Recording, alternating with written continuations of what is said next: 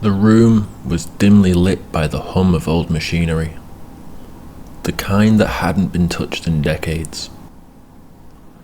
Dust floated lazily in the shaft of light that broke through the blinds, dancing in slow motion as if time itself had grown tired.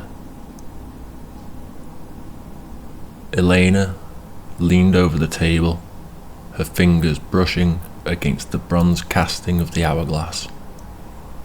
"It's heavier than it looked," she said softly, her voice filled with a kind of awe that made Marcus look up from his notes.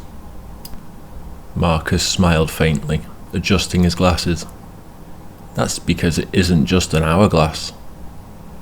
He tapped the side and the glass seemed to shimmer faintly in response. "It's a key," he said. Outside, the late evening rain whispered against the window, but inside, the air smelled of parchment and oil and dust, the quiet perfume of discovery. The pair had been searching for this relic for months, tracing obscure references from Cairo to London, from forgotten libraries to archives.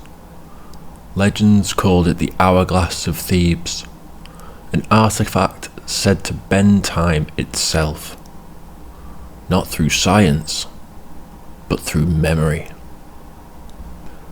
When Marcus finally placed both hands on the hourglass, the sand inside began to move, though neither had touched it.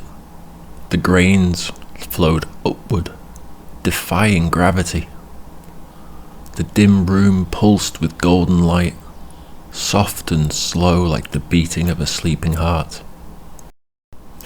"Elena," Marcus whispered, "it's starting." The hum deepened, the light swelled, and the air around them rippled like water. For a moment they felt weightless, suspended between one breath and the next, before the floor dissolved beneath them. Then came warmth, sand beneath their hands, wind against their skin, the scent of lotus and sun-baked stone. Slowly, they opened their eyes, and a golden horizon stretched endlessly before them. The Nile glittered like a ribbon of light, reflecting a sun that felt impossibly close. In the distance, towering columns rose from the earth, painted in colours more vivid than any museum reproduction.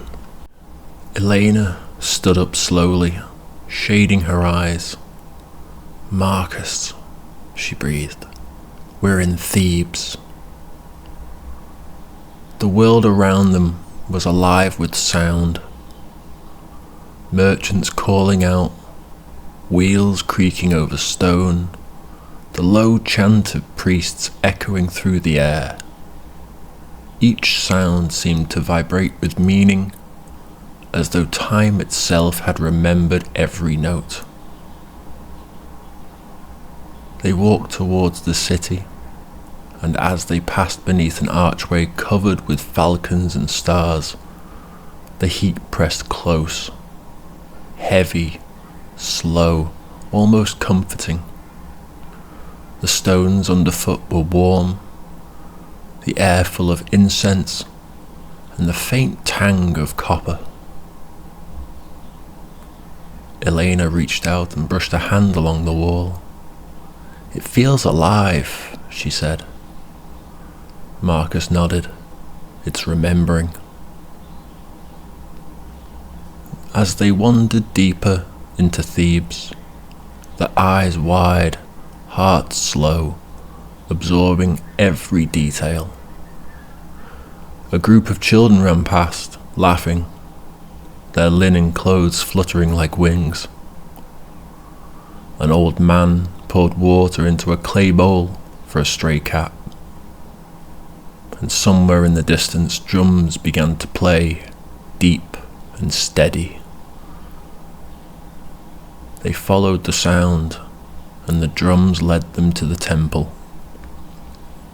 Its doors were immense, carved with gods who seemed almost to breathe. The entrance was shadowed, cool. The air was heavy with myrrh. Marcus stepped inside first. The floor shimmered faintly beneath his feet. Carvings along the wall glowed with faint lines of gold, and the hourglass in his satchel began to vibrate gently, as though sensing its home. From the far side of the chamber came a voice, deep, calm, neither male nor female. "You walk through the echoes of memory," it said. "Why have you come?" Elena looked around, startled. The voice seemed to come from everywhere, resonating through the air itself.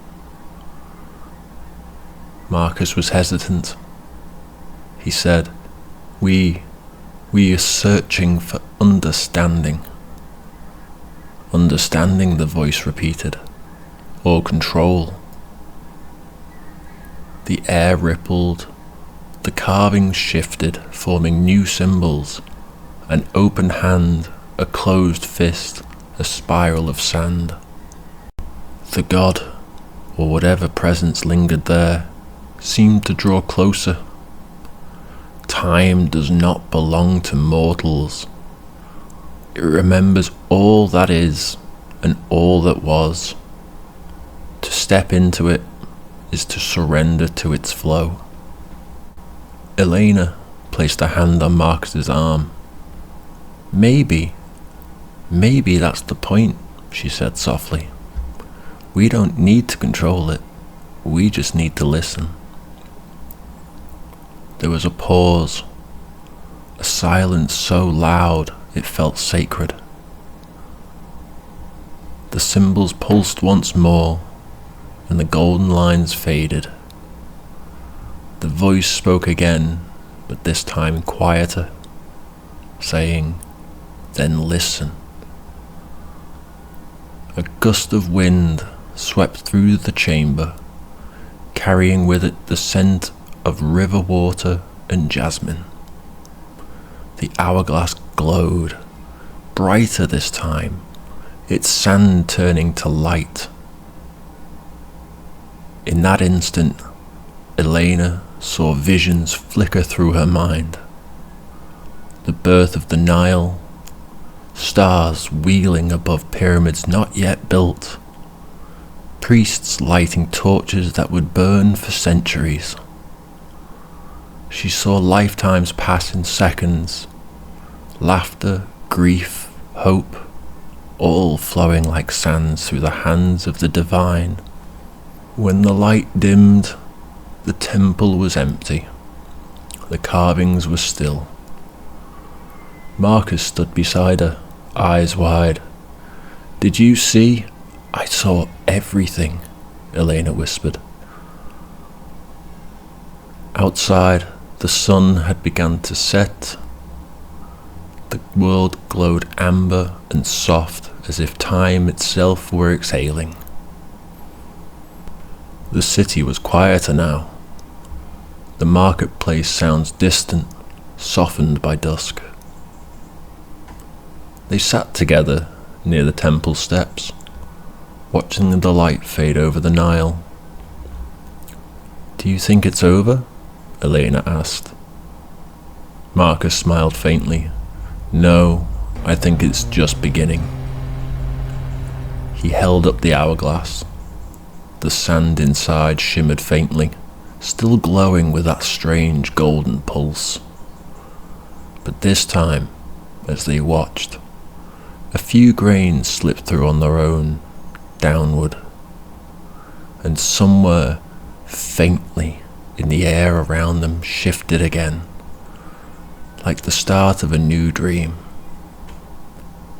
A cool wind swept through Thebes, carrying whispers from another time. Elena closed her eyes, listening. "Do you hear that?" she asked. Marcus nodded slowly. "Yes, but it doesn't sound like Egypt anymore." The sand in the hourglass stirred again, glowing brighter, this time with the blue of ocean light. Elena turned to him, smiling softly. "Then, wherever it takes us next, we'll go together." As the night settled over Thebes, and the stars reflected in the Nile, the hourglass pulsed once more, and in a breath of golden wind, they vanished. The desert fell silent, and only the echoes of the waves remained.